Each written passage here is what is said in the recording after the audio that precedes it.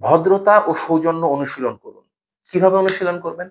আপনি গুরুজনের সাথে কথা বলছেন, যেভাবে কথা বলছেন, যেভাবে নম্রতার সাথে কথা বলছেন, সালাম দিয়ে কথা বলছেন, আপনি শান্তভাবে কথা বলছেন, গলার টিউনটা আপনার উত্তেজিত না। এই যে এখন আমি যেভাবে কথা বলছি, খুবই স্বাভাবিক টিউনে, খুবই নম্রভাবে, খুবই স্বাভাবিকভাবে কথা বলছি।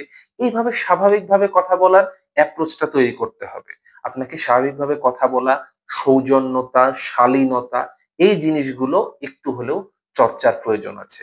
এটা মানুষের সাথে কথা বলা বলুন, বা আপনার ফ্যামিলির সাথে আচরণ বলুন, বা একজন অপরিচিত মানুষের সাথে আচরণ বলুন, এই জিনিসগুলোর উপরেই কিন্তু ডিপেন্ড করে। সুতরাং এটার চর্চাটা খুব জরুরি ভাইবায় ভালো করতে।